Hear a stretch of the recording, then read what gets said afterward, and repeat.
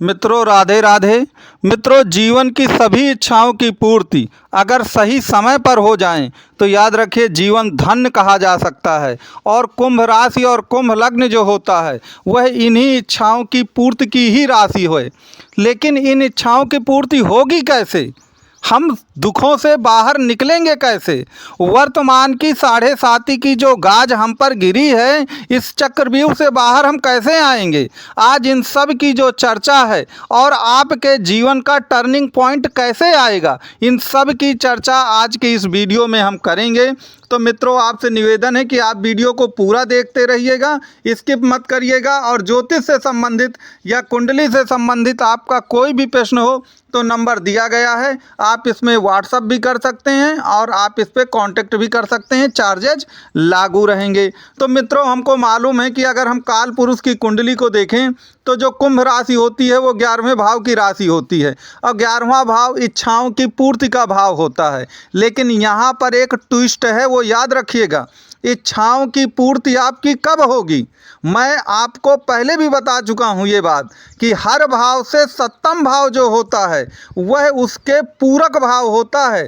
तो 11वां भाव केवल पूर्ति का है, याद रखिएगा, केवल पूर्ति का है, इच्छाओं का नहीं है वो भाव। और इच्छाओं का भाव कौन सा होगा? जो 11वें भाव से 7वां भाव पड़ेगा। तो 11वें भाव से 7वां भाव क्या पड़ता है?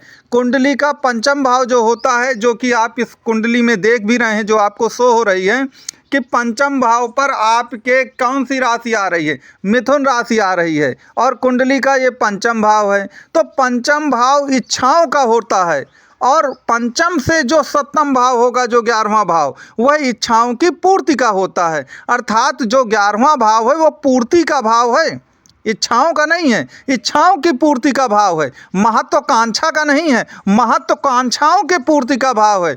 तो जब तक आप कुंडली में अपने 5म भाव को एक्टिवेट नहीं करेंगे तो याद रखिएगा इच्छाओं की पूर्ति कभी नहीं होने वाली। आपकी इच्छाओं की पूर्ति तभी होगी जब आप कुंडली के 5म भाव को एक्टिवेट कर देंगे।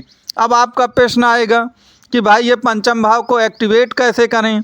तो देखिए 5म भाव में देखिए कौन सी राशि पड़ी है। आपके 5म भाव पर मिथुन राशि पड़ी है। तो मिथुन राशि का कैसा स्वभाव होता है? काल पुरुष की कुंडली के 3रे भाव की राशि है। तो 3रा भाव कहे का होता है? 3रा भाव घूमने का, फिरने का, पार्टी करने का, खेलने कूदने का, और याद रखें थोड़ा मौज मस्ती का भाव होता है। तो वो लोग जो थोड़े से रंगीले मिजाज के होते हैं, खुश दिल होते हैं, उनका एक राशि है। तो आपको भी ऐसे ही बनना है। अगर आप बहुत गंभीर बन जाएंगे तो काम नहीं चलेगा। दूसरा, यहाँ पर मिथुन राशि है 5म भाव पर, तो उसका स्वामी कौन हुआ? उसका स्वामी बुध हुआ। बुध काहे का प्रतीक है? बुध आपके व्यापार और वाणी का प्रतीक है। तो आपको अपनी वाणी को इतना मधुर रखना है, क्योंकि कुंभ राशि और कुंभ लग्न में ये देखा गया है कि ये लोग अपनी वाणी को बहुत मधुर नहीं रखते हैं।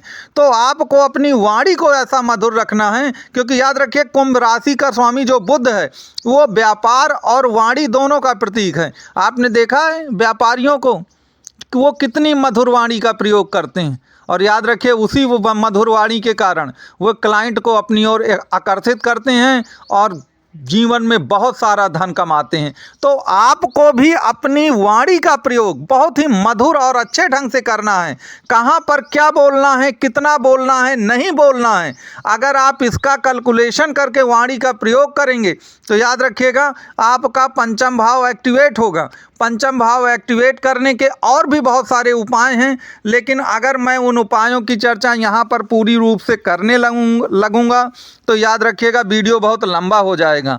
तो उसके लिए आप दिए गए नंबर पे कांटेक्ट कर सकते हैं ताकि विस्तार से इस पर चर्चा की जा सके। तो आपको मैंने ये गूढ़ रहस्य बताया कि आपको अपनी कुंडली का 5म भाव अगर आपने एक्टिवेट कर दिया तो आप ध्यान दीजिएगा कि आपकी इच्छाओं की जो पूर्ति है या 100% होगी। और जो भी कुंभ राशि या कुंभ लग्न के जातक हैं वह इन अपने जीवन में खुशियों का एक चमत्कार जो है वह पाएंगे। अब यहाँ पर याद रखेगा कि जो कुंभ राशि है यह भी बहुत रहस्यमयी राशि है, क्योंकि आप क्या देखते हैं कि एक व्यक्ति घड़े से कुछ गिरा रहा है जो इसका साइन है। अब वो क्या गिरा रहा है ये किसी को नहीं मालूम है। तो घड़ा अपने आप में ही एक रहस्य होता है। घड़े के अंदर क्या है ये ना आपको मालूम ना किसी को मालूम। तो जो ये कुंभ राशि है वह भी रहस्यों से भरपूर राशि है, वह भी रहस्यों से। उस घड़े के अंदर वो सब कुछ है जो आपको चाहिए, बस आपको अपने पंचम भाव को एक्टिवेट करना होगा। अगर आपने ऐसा कर लिया तो याद रखें 100% आपको सब कुछ मिलेगा जो आप जीवन में चाहते हैं। अब जीवन का जो टर्निंग पॉइंट है वो कैसे आएगा?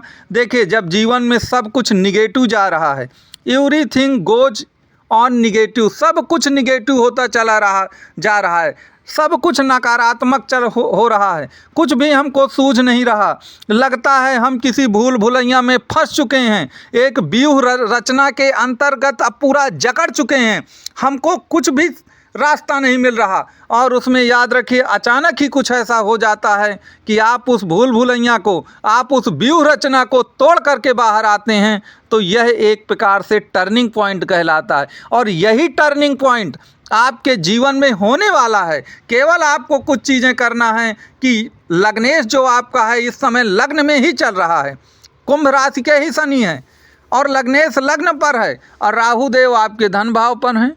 तो राहु देव तो वैसे भी मायावी हैं। आपको सिर्फ इतना करना है कि आपको शनि से संबंधित कार्य करने हैं, शनि को एक्टिवेट करना है, शनि जिन चीज़ों से खुश हों, प्रसन्न हों, वो कार्य करने हैं। जैसे शनि जमीन से जुड़े हुए व्यक्ति हैं, शनि गरीब लोगों को रिप्रेजेंट करते हैं, मजदूरों को रिप्रेजेंट, आपको इनसे कहीं ना कहीं जुड़ना है, इनके साथ अच्छा व्यवहार करना है। अगर आप ऐसा करने में सक्षम रहे तो याद रखिए शनि भी आपके एक्टिवेट होंगे। शनि को एक्टिवेट करने के भी बहुत सारे तरीके हैं, अब उन सब तरीकों की यहाँ पे चर्चा कर पाना संभव नहीं हो पाता है, तो उसके लिए आप कांटेक्ट कर सकते हैं दिए गए नंबर पे। तो आप जैसे ही कुल मिलाकर के शनि या पंचम भाव को एक्टिवेट करेंगे, आपकी सारी समस्याएं अपने आप छूमंतर हो जाएंगी, चली जाएंगी, और निश्चित तौर पर लाइफ का एक टर्निंग पॉइंट आपके जीवन में 100% आएगा। तो मित्रों, अगर आपको वीडियो पसंद आया हो तो आप वीडियो को लाइक, शेयर और सब्सक्राइब जरूर करिएगा। और आपको कुंडली से संबंधित या ज्योतिष से संबंधित आपका कोई भी प्रश्न हो तो दिए गए नंबर पे कांटेक्ट करें। धन्यवाद आपको।